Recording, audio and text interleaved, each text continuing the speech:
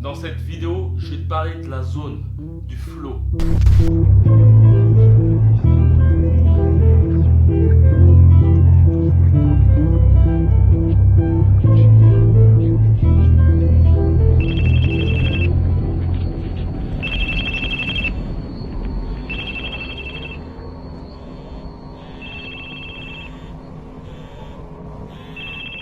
Salut à toi, c'est Chinois de la boutique Requins. Aujourd'hui, je voulais te parler d'un état psychologique qui est certainement super intéressant pour nous boxeurs. C'est le flow, la zone. Cet état psychologique, en fait, c'est, on va dire, une sorte de concentration ultime. Je ne sais pas si ça t'est forcément arrivé lorsque tu fais du sparring, surtout technico-tactique, par exemple, lorsque ton entraîneur te fait faire une technique en particulier et que tu dois l'effectuer à multiples reprises. Ou même lorsque tu fais du sparring avec un frère d'armes que tu as eu l'occasion de combattre à des milliers de fois, où tu le connais parfaitement, tu sais que lorsqu'il envoie son jab et sa droite, il y a un crochet qui va arriver, donc tu sais comment te protéger, comment le remiser, et lui aussi sait comment te la mettre par la suite. Et en fait, c'est des états où vous deux, vous êtes en osmose. Vous pouvez même fermer les yeux, esquiver tous les coups. Il n'y a plus de temps, il n'y a plus de pensée, il n'y a plus de faim, de soif. Le temps est au ralenti, mais il est accéléré en même temps. Et donc voilà, c'est cet état de concentration ultime qui s'appelle le flow, la zone. Et c'est un état qui est difficile, il est difficile à te dire que tu peux avoir cet état quand tu veux, mais la chose importante à te dire, c'est que pour entrer dans cette fameuse zone, il est important pour toi d'avoir un objectif. Lorsque tu fais par exemple tes séances de boxe, d'avoir un objectif ultime, quoi. Et bien souvent, je dis un objectif ultime, mais il est aussi important d'avoir un objectif près de toi. Ça veut dire que si tu veux être, par exemple, champion de France en amateur, n'importe quel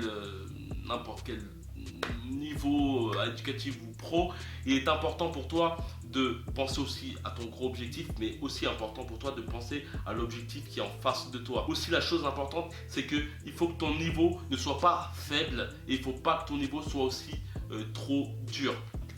C'est-à-dire que même par rapport au fait d'être champion du monde ou autre, ou voilà, le fait de penser déjà à ça, ça t'amène à avoir un objectif trop dur et ça t'amène à monter des marches que tu ne peux pas monter, quoi. Et ça t'amène aussi à une anxiété et cela t'empêche de rentrer dans le flow.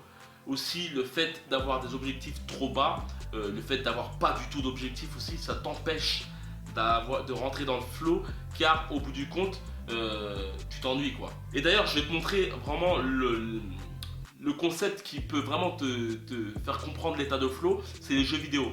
Si tu es un gros addict de jeux vidéo, je l'ai été.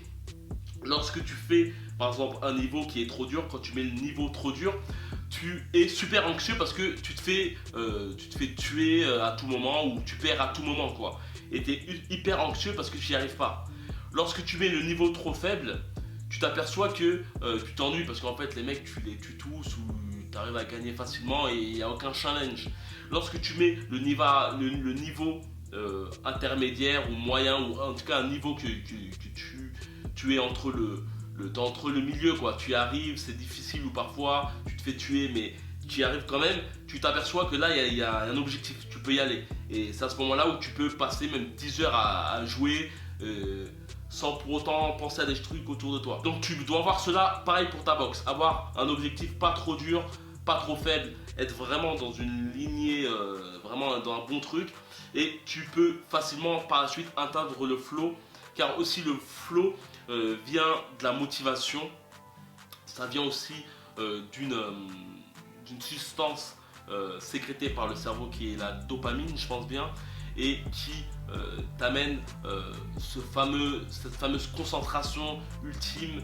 Et d'ailleurs, il y a un psychologue, je te mettrai le nom du psychologue car c'est super dur à dire, qui a mis une corrélation entre le flow et le bonheur. Au bout du compte, On aurait beaucoup tendance à croire que le bonheur, c'est le fait de se prélasser dans toute sa vie, dans une ligne paradisiaque, dans un transat ou autre. Mais au bout du compte, rester toute sa vie dans un transat ou autre, on se fait chier quoi. Fais de la boxe et que tu souhaites atteindre cet état de flow, n'hésite pas à te mettre des objectifs et à essayer de les atteindre. Que ce soit un combat, que ce soit lorsque tu fais ta première entrée dans une salle de boxe, l'objectif de devenir amateur ou de devenir éducatif, ou par la suite quand tu es amateur, l'objectif d'être pro, mais toujours en pensant à te donner de mini-objectifs aussi.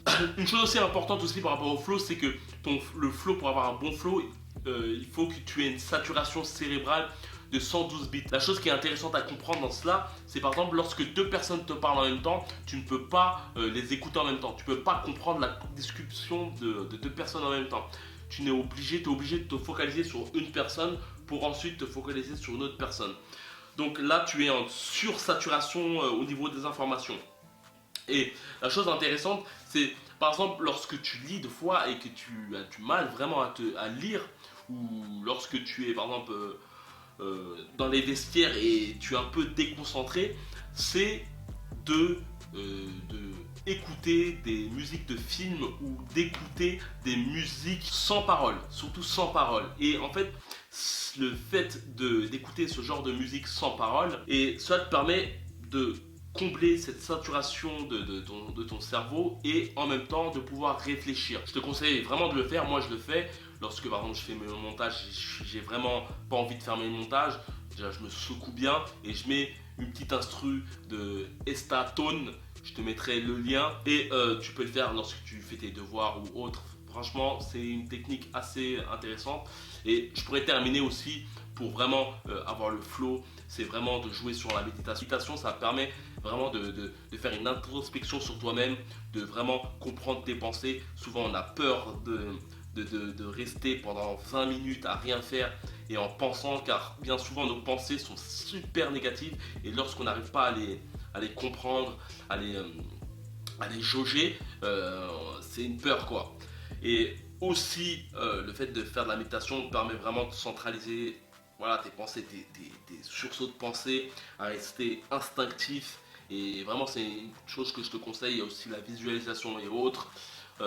Et d'ailleurs, j'en parle dans une formation que j'ai fait récemment sur comment renforcer ton mental. Dans cette formation, le but de cette formation, c'est de te donner plusieurs méthodes, que ce soit dans plusieurs modules que j'ai fait, dans la PNL, la visualisation. J'ai mis aussi récemment un petit podcast où j'explique la méditation en version freestyle. En tout cas, je t'explique vraiment ce que j'en pense. Et aussi, la chose importante, c'est vraiment qu'il y a très peu de théorie. C'est vraiment, j'applique, je te donne vraiment les méthodes, des techniques tout de suite, sans blabla. D'ailleurs, cette formation est disponible dès maintenant dans la description, dans la boutique Ricats.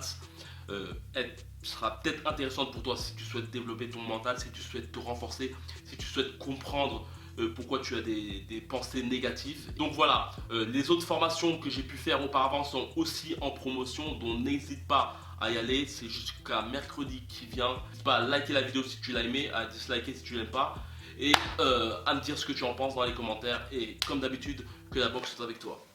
Ciao.